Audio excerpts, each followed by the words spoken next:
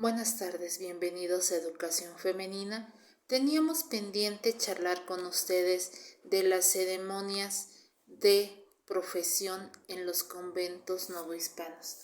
En nuestras publicaciones anteriores les hemos hablado ya de la existencia de dos momentos en el proceso para que una mujer ingresara a un convento en la Nueva España. Existieron básicamente dos ceremonias. La primera fue la de toma de hábito. Esta iniciaba cuando la chica solicitaba al convento al que ella deseara entrar su ingreso. Hemos visto ya que una vez hecha esta solicitud, ella debía de cumplir con una serie de requisitos que iban desde demostrar ser hija legítima, presentando una prueba testimonial o un acta que verificara su bautismo, hasta tener el dinero suficiente para pagar una dote en caso de que el convento así lo solicitara. Cuando realizaba estos trámites y comprobaba que cumplía con todos los requisitos, era candidata para ingresar como novicia. Previo a este ingreso se realizaba una ceremonia que se conoce como toma de hábito, que simbolizaba su entrada al claustro para iniciar su año o dos de preparación y al concluirlos poder profesar jurando los 4 votos solemnes: obediencia, castidad, pobreza y perpetua clausura. Una vez que se concluía este periodo de noviciado, la maestra de novicias, que era la encargada de la preparación de las futuras profesas, manifestaba a la abadesa y al resto de la comunidad que la chica había concluido satisfactoriamente este proceso. Entonces era analizada por la abadesa y por la comunidad, y si se aprobaba que había cumplido con su preparación y contaba ya con los conocimientos necesarios para integrarse a la comunidad, se convocaba a una votación. En ella el resto de las monjas de velo negro y coro, es decir, aquellas que podían tomar decisiones sobre lo que sucedía en el convento, daban su voto aprobatorio. Si la comunidad la aceptaba como parte del monasterio, se escribía una carta. Esta iba dirigida al arzobispo u obispo de la diócesis donde se encontrara el convento y llevaba el título de declaración y exploración de voluntad. En ella, la abadesa le solicitaba al prelado que enviara un representante para analizar los conocimientos de la profesa en religión y saber si podía llevar las cargas y obligaciones que significaba entrar en clausura. Se enviaba a este prelado y a continuación se le hacían una serie de preguntas a la candidata. Se le preguntaba si entraba por propia voluntad, se corroboraban los datos de su origen, si era hija legítima, su nombre, así como el de sus padres. También se le hacía jurar por Dios nuestro Señor y por la Santa Cruz que todos estos eran correctos, que declarara el no haber jurado entrar en otra religión, es decir, en otra orden religiosa, o que no hubiera contraído matrimonio, que no tuviera ninguna enfermedad manifiesta u oculta que le permitiera hacer vida dentro del monasterio. Y una vez que se hacían todas estas preguntas, se reiteraba que estaba segura de poder sobrellevar la vida en clausura. Si se determinaba que sabía todo lo necesario para vivir dentro del convento, se daba la autorización y era el momento en el que se comenzaba a preparar ya la ceremonia de profesión. se debía de tener un fiador o los recursos suficientes para pagar todos los gastos que implicaba y entregar la dote que asegurara la vida que ella llevaría en el convento para cubrir todas sus necesidades.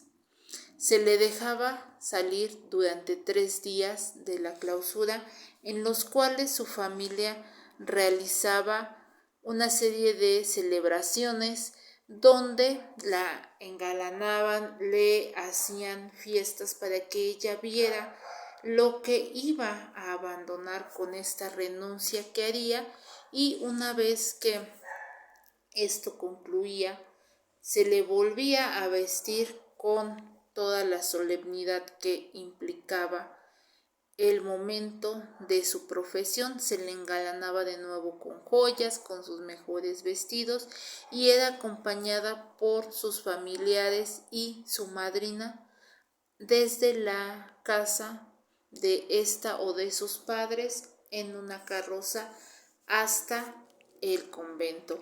Ahí le estaban esperando ya el sacerdote que oficiaría la misa, así como el resto de la comunidad. Socialmente, estas ceremonias se consideraban un momento de gran fiesta dentro de la sociedad, pues implicaba que una mujer se entregaría a servir a Dios, y se apreciaba mucho el que ella decidiera renunciar a todo lo que conocía para vivir encerrada y renunciar a todos los placeres que podía tener en el exterior para vivir una vida al ejemplo de Jesucristo, en renuncia, en constante sacrificio, y que ayudara a la salvación de su alma y pudiera interceder por el resto de las personas que estaban fuera del convento, por lo cual las monjas tenían un papel trascendental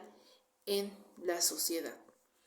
Era un momento de celebración al que cualquier persona podía asistir a la iglesia a observar cómo ingresaba ella vestida con estos vestidos de seda, con sus mejores joyas, para escuchar una misa donde se le recordarían la importancia de cada uno de los votos que juraría.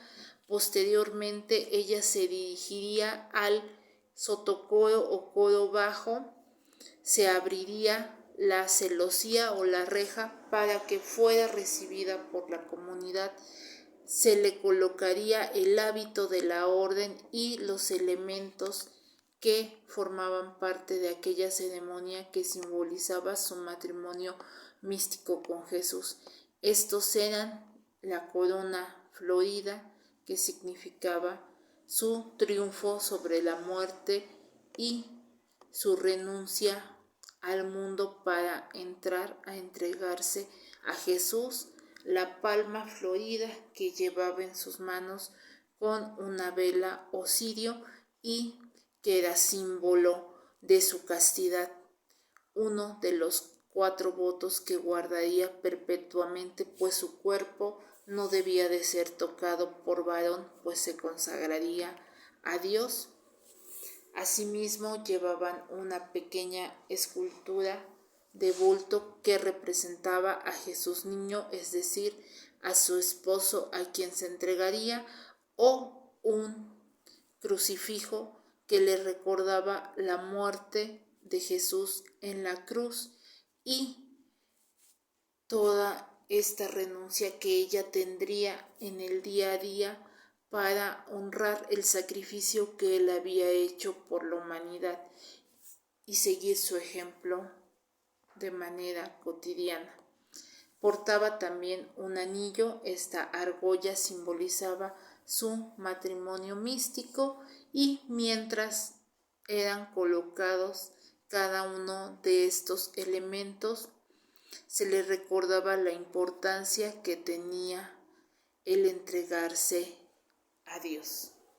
Una vez que se encontraba ataviada con todos estos elementos, el sacerdote entraría a la clausura, a esta área del Zotocoro, para estar frente a ella e iniciar con la ceremonia de jura de votos. Ella debía de jurar solemnemente vivir en pobreza, pues se recordaba de este modo que durante su ministerio Jesús había renunciado a todos los bienes de este mundo para expandir su mensaje y que iba de un lugar a otro sobreviviendo o alimentándose de lo que las personas le daban. Entonces, esta renuncia a las posesiones materiales recordaba eso que Jesús había hecho durante la expansión de su palabra.